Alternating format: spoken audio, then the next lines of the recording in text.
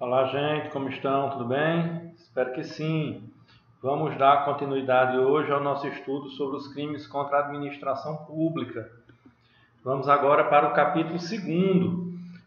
Nós já vimos as generalidades dos crimes contra a administração pública. Vimos o capítulo 1º do título 11, que trata dos crimes praticados por funcionário público contra a administração pública em geral. E hoje nós vamos dar início ao capítulo 2º, também do título 11, onde nós vamos discutir os crimes praticados por particular contra a administração em geral. A grande diferença entre o capítulo anterior e esse capítulo é justamente o sujeito ativo.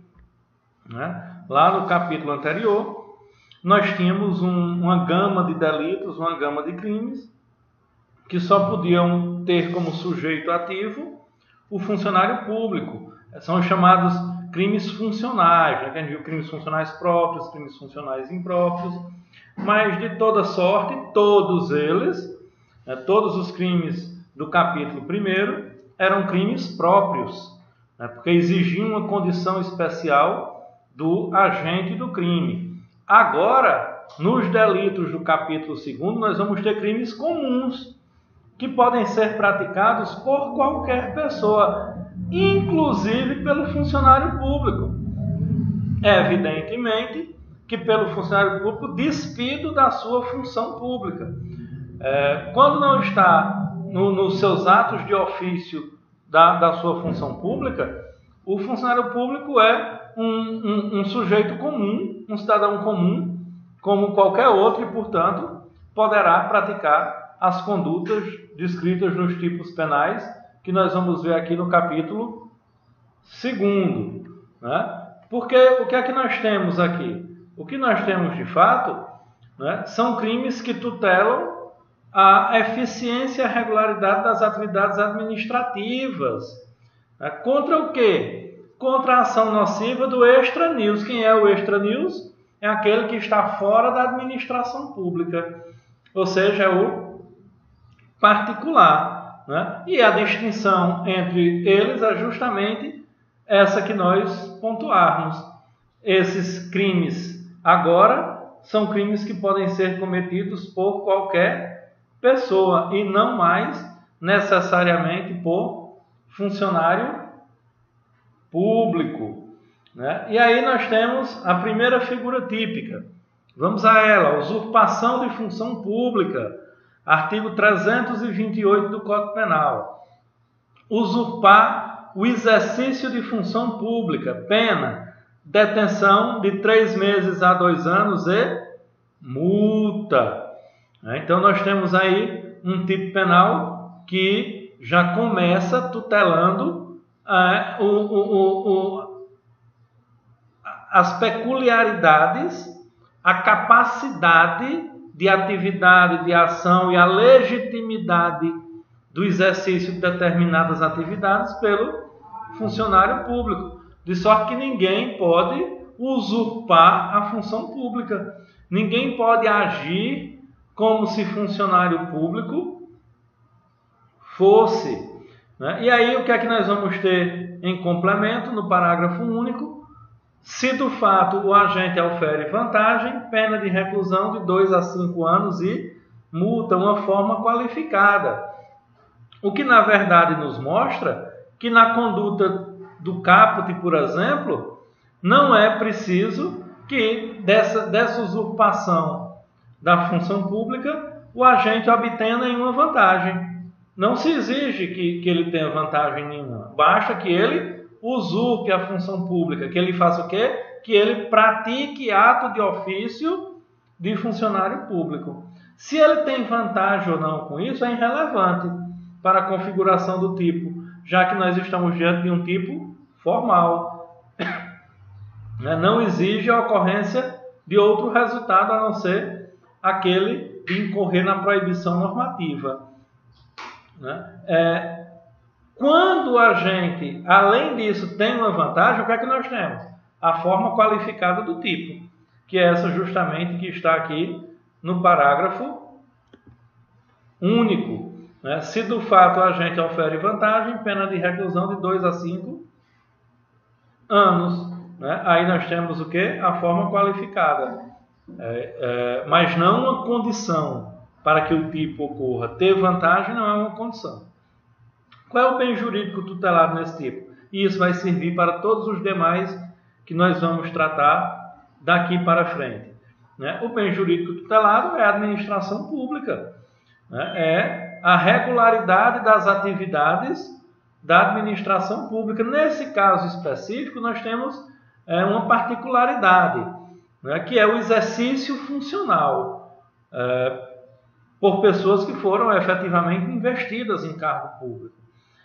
Sendo vedado aos demais, aqueles que não foram formalmente investidos em cargo público, atuar, praticar os atos de ofício que são destinados exclusivamente ao funcionário público. Né? Então, a administração pública, como bem jurídico geral e como bem material, o exercício funcional. A garantia de que só os funcionários públicos podem praticar determinados atos.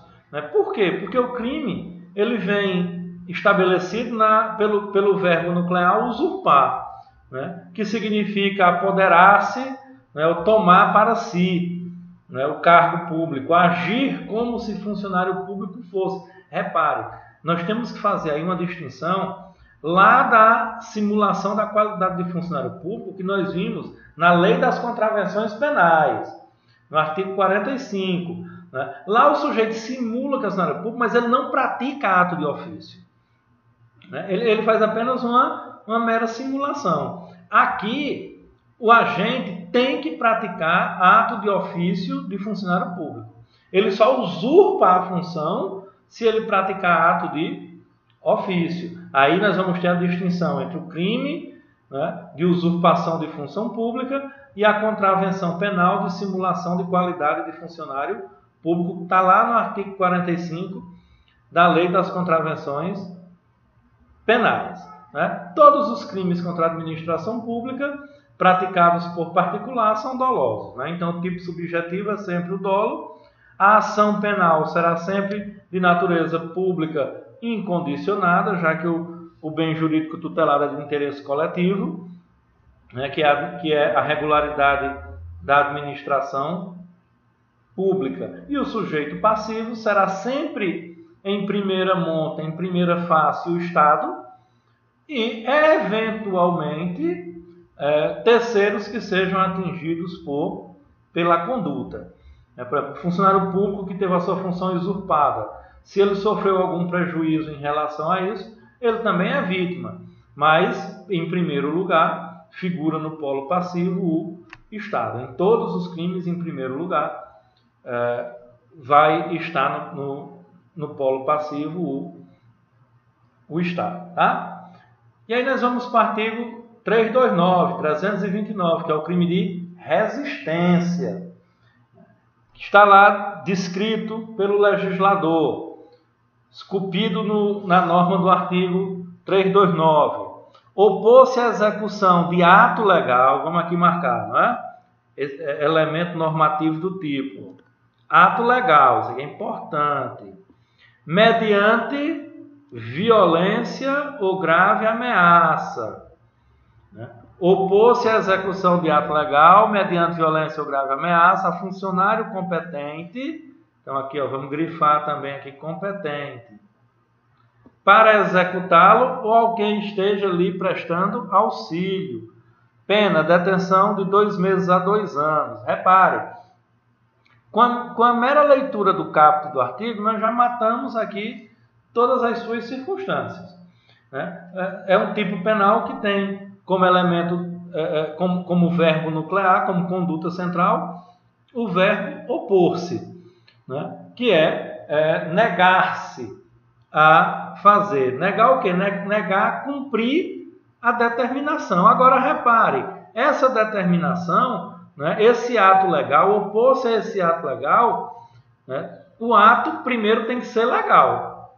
Se o funcionário público impõe um ato ilegal e o particular resiste a isso, não haverá crime. Né? Para que haja o crime, o particular tem que se opor ao ato legal, mas não se opor de qualquer maneira. Né? A consumação, a conduta desse crime é de forma vinculada, não é de forma livre. É ele resistir mediante violência ou ameaça.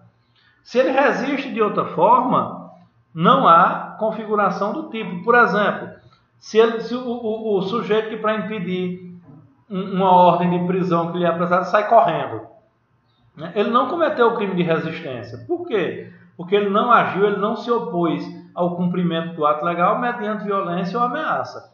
Ele se segurou no poste. O policial está ali puxando para levar para a viatura e ele se segurando no poste. Mas ele não está praticando um ato violento, né, contra o funcionário público. Ele está apenas ali se segurando para não ser levado. Né? Ou ele xinga, diz palavrões ali com o funcionário público. A gente pode ter outro crime, esse não. Com relação à resistência, o fato é atípico. Poderá ocorrer o crime de desacato, nós vamos já chegar nele. Mas para que haja o crime de resistência, é preciso que essa oposição seja a execução de um ato legal e que ocorra mediante violência ou grave ameaça, tanto ao funcionário público quanto a quem esteja lhe prestando auxílio, um particular. Um cidadão comum pode estar prestando auxílio a um funcionário público na execução de um ato legal, como, por exemplo, de uma prisão em flagrante. É irrelevante que esse particular tenha sido convocado. Se ele voluntariamente foi lá auxiliar a autoridade pública competente e sofreu violência ou ameaça, o crime de resistência estará consignado. Né? E aí, por que é que a gente tem que fazer essa anotação complementar? Porque ela é importante, não é de qualquer funcionário público, é de funcionário público, olha aqui, competente.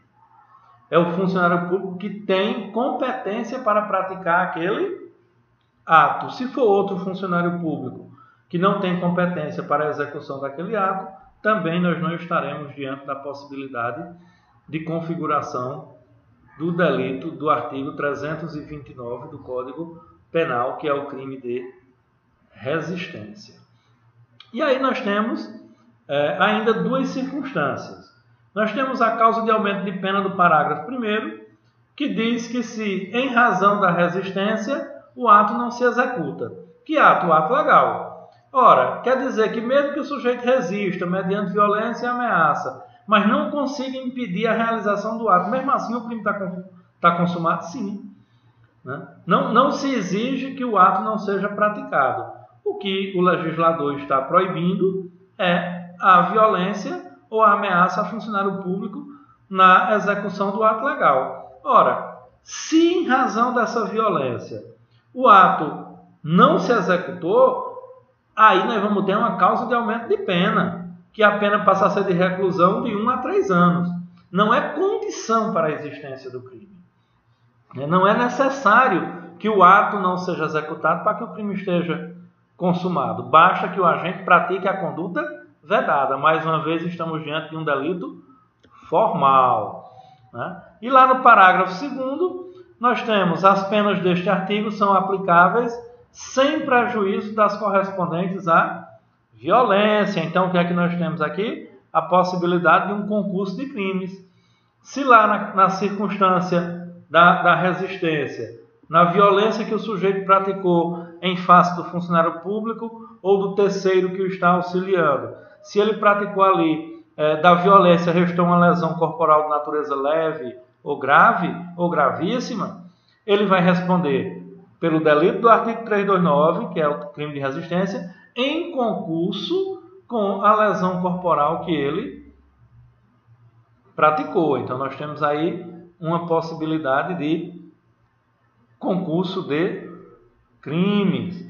Né? Como já havíamos consignado, né, o bem jurídico tutelado é a administração pública, principalmente aqui, regida pelo princípio da autoridade dos agentes públicos.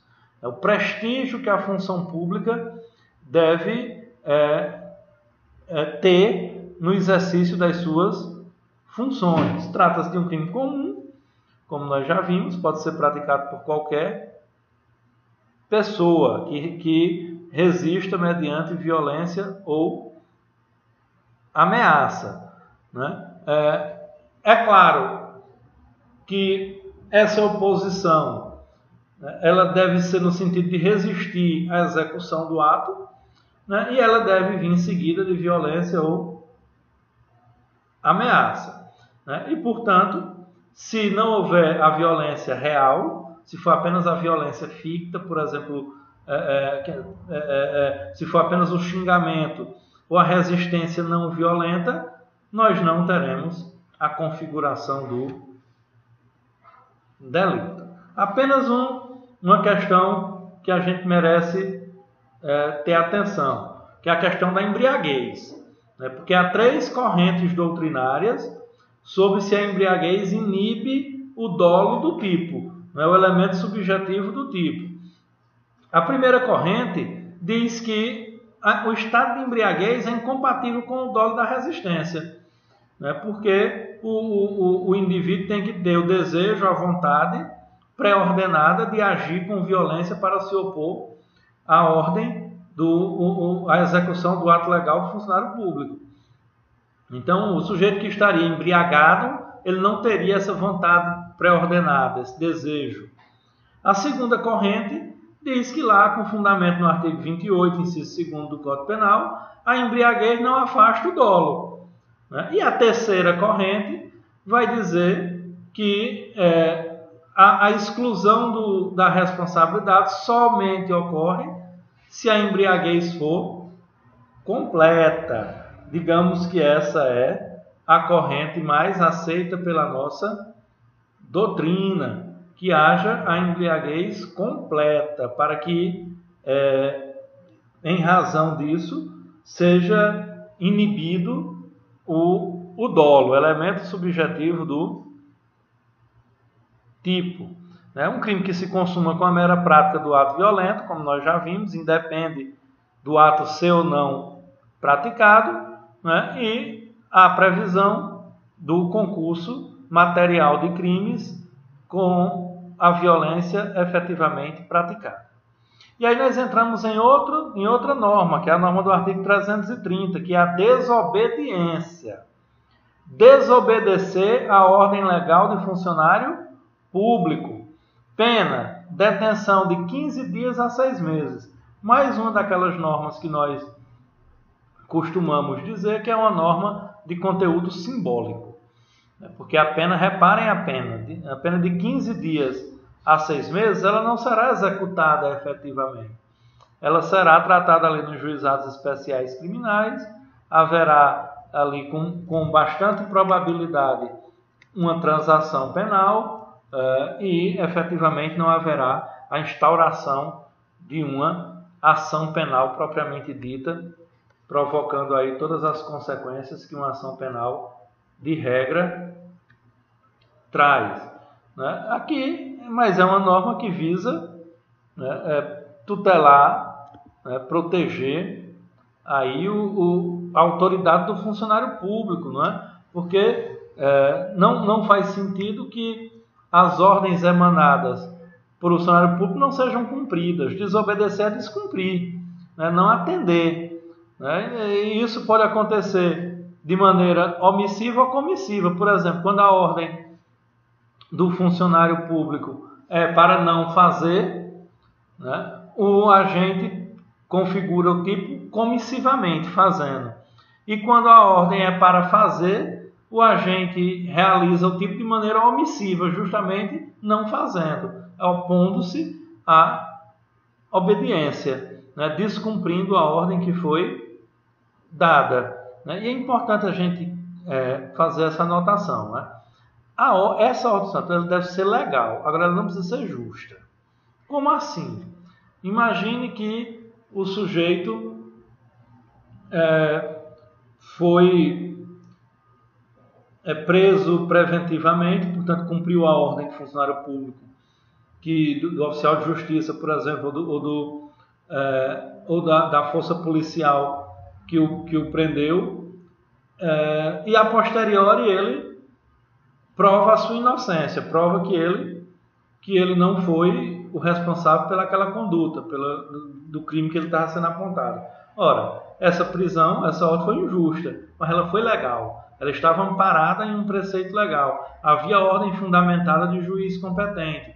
Então, essa ordem, ela, mesmo que no campo da idealidade ela seja injusta, ela era, no campo da legalidade, uma ordem legal, né? E, portanto, lá atrás não vai inibir o crime de desobediência. Então, mesmo que a ordem seja injusta, o sujeito descumpriu, né? Desde que ela seja legal, ele irá responder pelo tipo, né? E aí, outra questão interessante desse crime é que a tentativa só é possível na forma comissiva, né? Na forma omissiva, como de regra em todos os outros crimes omissivos, não se admite, em regra pelo menos, a tentativa. O 331, por sua vez, trata do crime de desacato, né? Desacatar funcionário público no exercício da função ou em razão dela. Pena, detenção de 6 meses a 2 anos ou multa, né?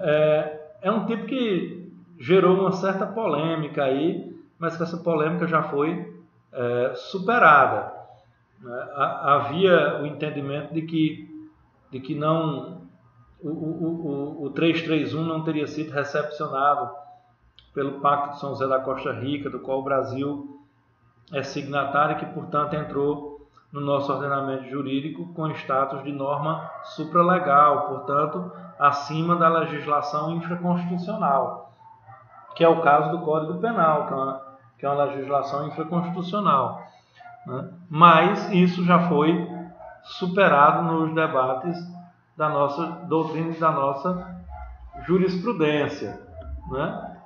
E aqui é mais um tipo, né, que protege a administração pública, agora no que diz respeito à dignidade do funcionário público, né, ao prestígio da função pública. Por quê? Porque o Estado ele é diretamente interessado em que essa dignidade, esse respeito aos funcionários públicos seja protegido. Né? Por quê? Porque isso é indispensável à própria dinâmica da administração pública. Então, se cai em um lugar comum o desacato ao funcionário público, a própria administração pública é quem vai sofrer as consequências, né? E aí, uma outra celeuma em torno desse tipo. O próprio funcionário público pode ser sujeito ativo desse crime? Aí nós temos uma posição majoritária na doutrina, né, que é defendida inclusive pelo professor Damásio de Jesus, dizendo que o funcionário público que desacata outro funcionário, né, ele está cometendo crime, ele se despe da sua condição de funcionário público e agride outro funcionário público. Então, qualquer pessoa, inclusive o funcionário público, pode ser sujeito ativo do delito do artigo 331 do Código Penal, né? Então, essa é uma pegadinha que geralmente aparece aí, né? E o que é desacatar? Desacatar é ofender, é humilhar, né? É desprestigiar o funcionário público no exercício da sua função. Repare que isso é elemento normativo do tipo. Se o funcionário público não está no exercício da função, ou se o desacato, ou se a ofensa, a humilhação não é feita em razão da função pública, não há de se falar do delito. É preciso que haja uma dessas duas situações. Ou o funcionário público é desacatado, é desprestigiado, é ofendido no exercício da função ou em razão dela, ainda que ele não esteja fisicamente presente, por exemplo, no órgão que ele trabalha, na repartição que ele trabalha, né? Mas é preciso que ofensor e ofendido tenham proximidade física, no sentido de que só haverá o crime se o funcionário público escutar a ofensa. Se o funcionário público não escutar a ofensa, não ouvir a ofensa, não há de se falar na configuração do tipo penal em epígrafe. É claro que a tentativa, ela é, pelo menos do ponto de vista da possibilidade jurídica, admissível, embora seja difícil de ser configurada, né? Mas é possível que ocorra uma tentativa na modalidade escrita, por exemplo, né? E há concurso de desacato com outros crimes, né? E como é que a gente pensa aí nessa circunstância o princípio da consunção? Bom, nessa circunstância, as infrações penais menos graves que integram, tais como a contravenção de vias de fato e a lesão corporal leve, a difamação e a injúria, serão absolvidos pelo princípio da consunção e, portanto, prevalecerá apenas a norma do artigo 331 do Código Penal, né, que é o crime de desacato. Nós temos um outro tipo penal que é bastante interessante, que é o tráfico de influência. Um tipo bastante discutido na doutrina por ser uma forma de estelionato, né? É uma forma de estelionato que envolve ali a administração pública. O que é que diz o 332? Solicitar, exigir, cobrar ou obter para si ou para outrem vantagem ou promessa de vantagem. Aí aqui, chegamos no elemento principal. A pretexto de influir em ato praticado por funcionário público no exercício da função. Pena, reclusão de 2 a 5 anos e multa. Repare, vejam que nós grifamos. É solicitar, exigir, cobrar ou obter para si ou para outrem vantagem ou promessa de vantagem a pretexto de, não é efetivamente fazendo, não é efetivamente tendo essa influência, não é efetivamente agindo e conseguindo realizar o ato que prometeu. É a pretexto de. E ainda mais, quando nós vimos o parágrafo único, o que é que diz? A pena é aumentada da metade se o agente alega ou insinua que a vantagem é também destinada ao funcionário público. Repare, o sujeito diz lá, não é? Eu vou precisar aqui para resolver esse teu problema lá na administração pública, eu conheço lá o pessoal que resolve essa bronca tua aí.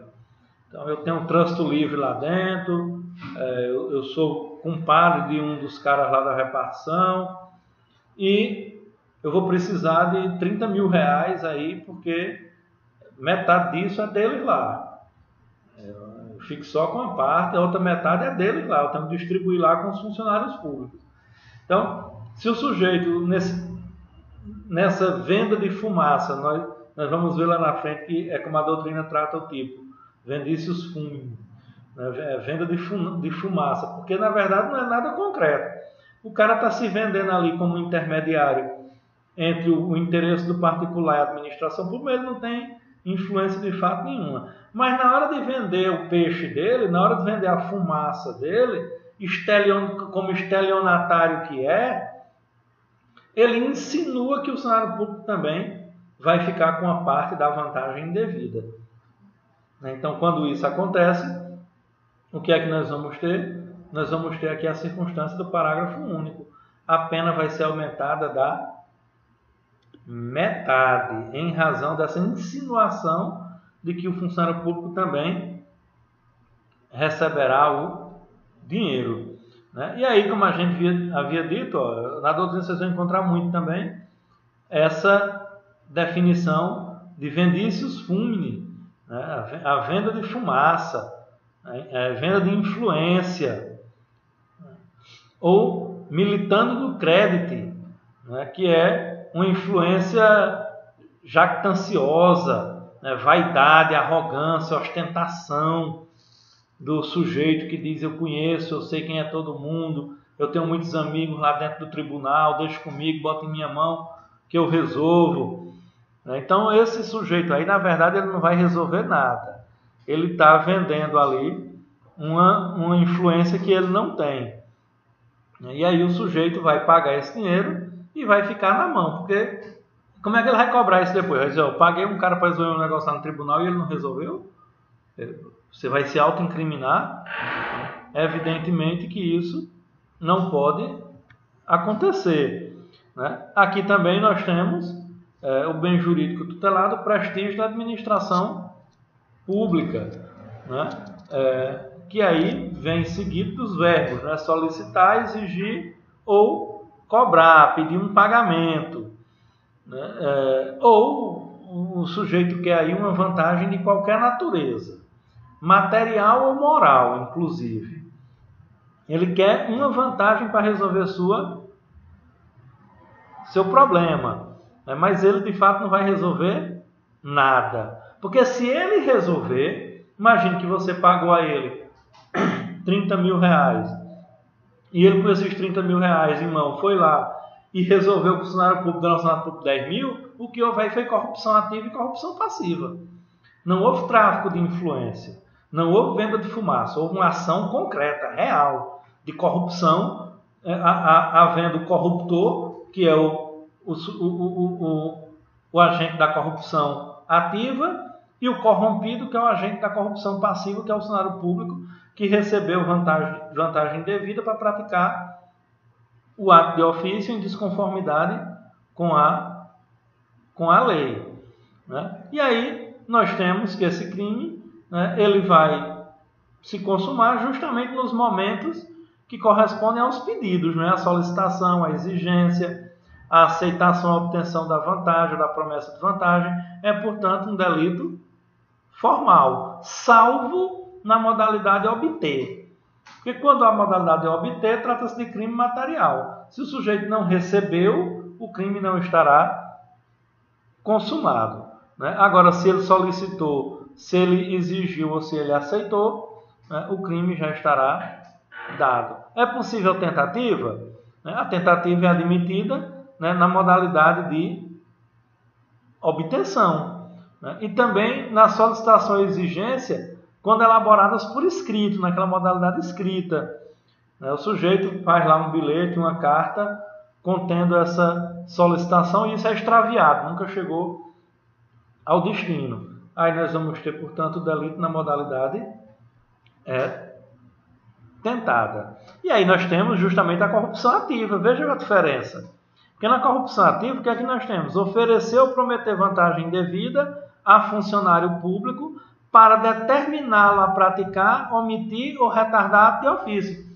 Lá no tráfico de influência, o sujeito vende uma coisa que ele não tem. Ele diz que é amigo e que tem influência lá no tribunal ou na repartição pública, no órgão público, mas ele de fato não tem. Ele está ali usando uma foto que ele tirou um dia com o presidente de uma instituição pública, de um órgão público, o diretor de uma agência pública, e usa essa foto para dizer que é amigo pessoal, que janta com o cara, que viaja para a casa de praia com o cara e que lá resolve com ele no pé do ouvido, tomando uma cerveja, etc. Tudo isso é falso, é um estelionatário. Esse delito de tráfico de influência é uma modalidade de estelionato que ocorre nessa circunstância da administração pública. Agora, a corrupção ativa não. Na corrupção ativa, o sujeito vai lá e oferece mesmo, ou então promete uma vantagem devida ao funcionário público para ele deixar de praticar o ato, né? Ou para ele omitir ou para ele retardar o ato de ofício. Aí aqui veja a pena. Pena de reclusão de 2 a 12 anos e multa. A mesma pena da corrupção passiva. É a mesma pena da corrupção passiva. Então, são condutas que têm o mesmo peso jurídico, corrupção ativa e corrupção passiva. E o que é que nos diz o parágrafo único? A pena é aumentada de 1/3 se, em razão da vantagem ou promessa, o funcionário retarda ou omite o ato de ofício ou pratica infringindo o dever funcional. O que é que isso significa? Que é irrelevante que ocorra essas circunstâncias, né, de praticar, de omitir ou de retardar. Basta que o agente ofereça ou prometa a vantagem devida que o crime já estará consumado. Trata-se, mais uma vez, de outro delito formal, né? E aí é um crime comum, né, já que qualquer pessoa pode cometer, até mesmo um outro funcionário público, desde que despide da sua função pública, né? Um crime que se consuma com o mero oferecer ou mero prometer, né? O que a gente tem apenas que anotar aí, que é uma forma de excluir a tipicidade, é que se essa oferta de vantagem for feita em razão da necessidade ou do desejo de retardar a prática de um ato ilegal do funcionário, não existe o crime. Ali o cara que está sendo ali multado indevidamente por um fiscal da Receita, não existe o fato gerador da multa, então esse ato ele é absolutamente ilegal, mas o particular não tem outra forma de impedi-lo senão oferecer uma vantagem ali indevida ao funcionário público. Nesse caso não haverá o tipo penal. Por quê? Porque o ato do funcionário público era um ato ilegal, né? E se essa oferta for feita por uma imposição do funcionário público, aí o que nós vamos ter é o delito de concussão. Nós vamos ter ali o 316, que a gente viu nos crimes praticados pelo funcionário público. Exigir. O funcionário público exige uma promessa indevida para deixar de praticar o ato de ofício ou praticá-lo em desacordo com a legislação, né? Então aí, nesse caso, não haverá o delito de corrupção ativa, haverá o delito de concussão. Por quê? Porque a jurisprudência já tem um entendimento pacífico no sentido de que é impossível o concurso entre a corrupção ativa e a concussão, né? Se houver o crime de concussão, afastado imediatamente estará a hipótese do crime de corrupção ativa. Ou um ou outro. Ou o sujeito ofereceu ou prometeu sem que houvesse uma exigência do funcionário, e aí nós teremos a corrupção ativa, ou o sujeito recebeu ali do funcionário público uma ordem imperativa, uma exigência para que ele oferecesse alguma coisa, e aí nós estaremos diante do crime de concussão e estará afastado o crime de corrupção ativa. E aí nós temos o 334 foi alterado recentemente. Levando-se em conta que o Código Penal é de 2040, de 1940. Né? E aí, quando eu digo recentemente, é porque uma lei de 2014, que é a 13.008, desmembrou o antigo artigo 334, que falava do crime de contrabando ou descaminho, e criou duas normas específicas, uma falando do descaminho e outra falando do contrabando. Mas não mudou nada. Como nós vimos lá nos crimes praticados por funcionário público, né, nós temos lá a facilitação do contrabando ou descaminho.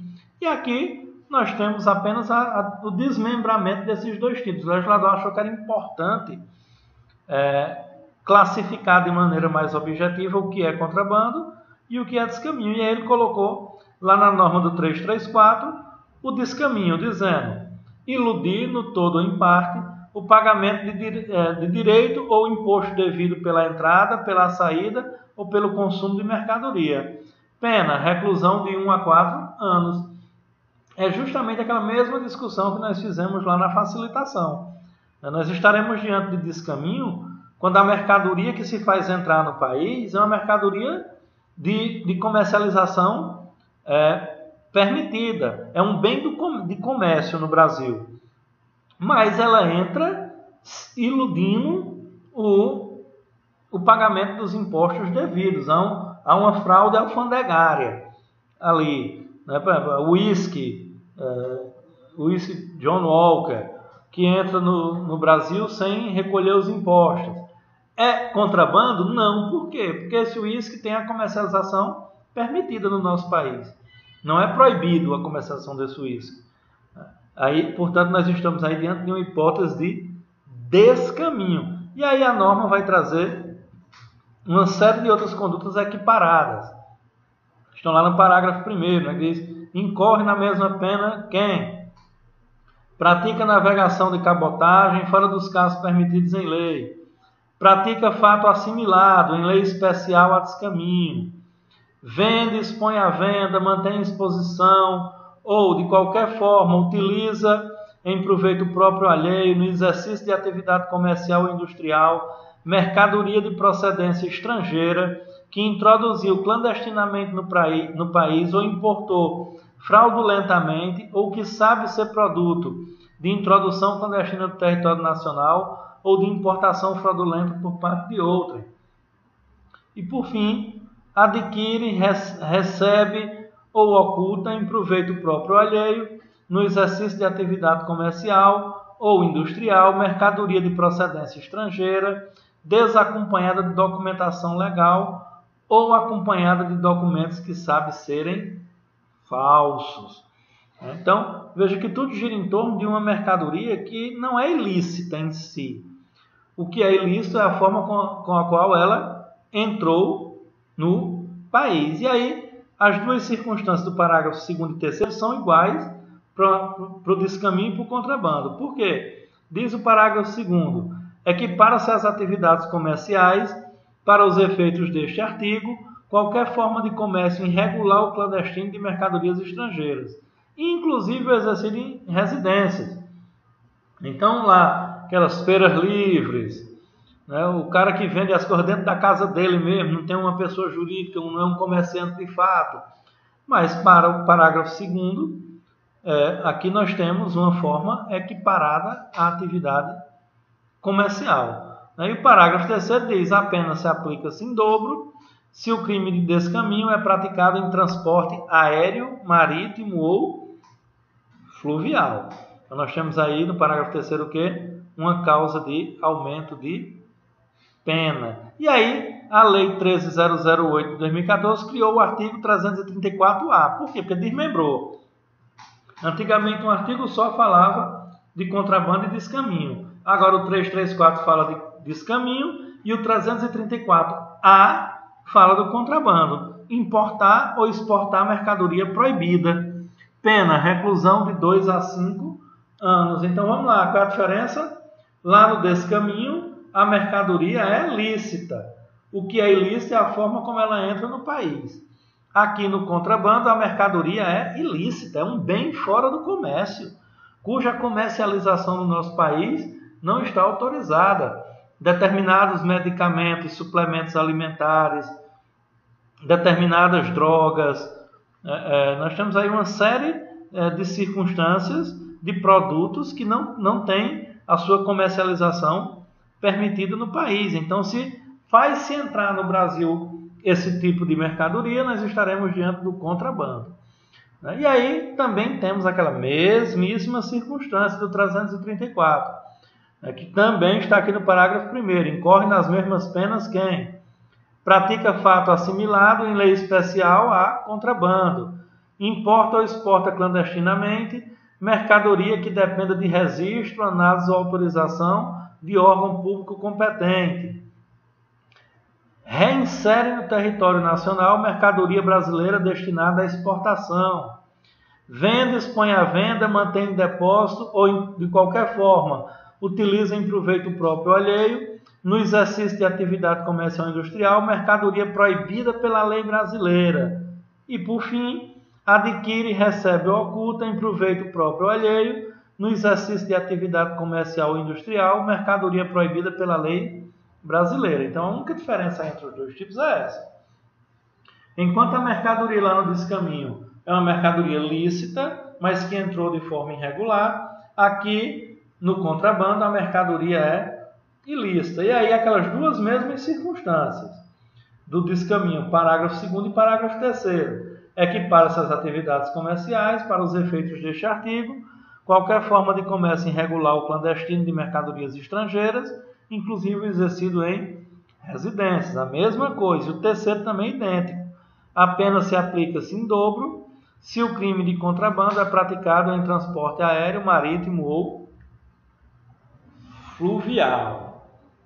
Aí nós temos aqui um tipo interessante, que é o impedimento ou perturbação ou fraude de concorrência. Mas o que é? De licitação. Ora, como é que começa a licitação? O que é que a gente tem que ver? A gente tem que ver que a Lei 8.666 de 93 foi a lei que disciplinou definitivamente as licitações. E lá, os artigos 90, 93, 95, 96 e 98 trataram de maneira exaustiva a regularidade das licitações.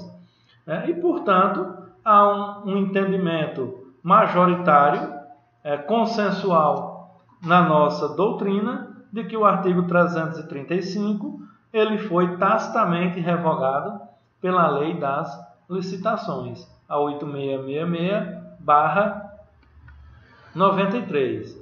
Aí nós temos o delito do artigo 336, inutilização de edital ou de sinal, rasgar ou, de qualquer forma, inutilizar ou conspurcar edital afixado por ordem de funcionário público, violar ou inutilizar selo ou sinal empregado por determinação legal ou por ordem de funcionário público para identificar ou cerrar qualquer objeto. Pena, detenção de 1 mês a 1 ano ou multa.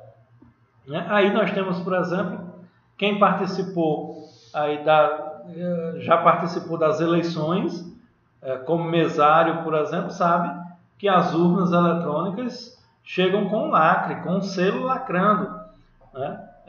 E aí, portanto, se esse selo, se esse lacre, se ele for inutilizado, se ele for violado, nós estaremos diante do delito do artigo 336 do Código Penal. Ou, por exemplo, quando um edital que foi afixado no local visível, já que é conditio sine qua non para a validade de um edital a sua publicidade. Imagine que esse edital é afixado em determinado local e alguém vai lá e rasga esse edital, inutiliza esse edital que foi afixado, evidentemente, por ordem legal de funcionário público competente. Então, o sujeito que vai lá e rasga, inutiliza o edital, ele vai estar cometendo o delito do artigo 336 do Código Penal, que é justamente o delito de inutilização de edital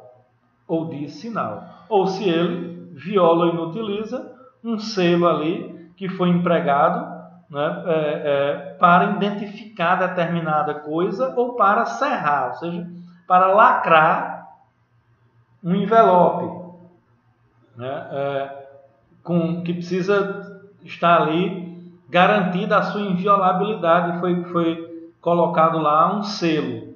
Para isso, o sujeito cerra esse selo, ele vai estar cometendo também o delito do artigo 336 do Código Penal. Tá ok, gente? Então, com essas considerações, nós nos encaminhamos aí para o fim dos crimes cometidos por dos crimes cometidos por particular contra a administração pública e vamos seguir para os crimes contra a administração da justiça, que, digamos, são crimes que vão ter exemplos muito palpáveis no que se refere à atividade dos operadores do direito, dos funcionários da justiça, não só, evidentemente, mas alguns tipos, muito especificamente, vão tratar da conduta do advogado, vão tratar da conduta daqueles que operam a máquina do poder judiciário. Pode ser praticado também por quem está fora? Sim, claro. Nós vamos ter vários crimes aí que vão ser praticados pelo particular, contra a administração da justiça, já que a justiça compõe parte integrante da administração pública, lá na divisão dos 3 poderes. O poder judiciário compõe a administração pública. Mas aí isso é assunto para o nosso próximo encontro. Ok? Por hoje ficamos por aqui. Forte abraço, até a próxima.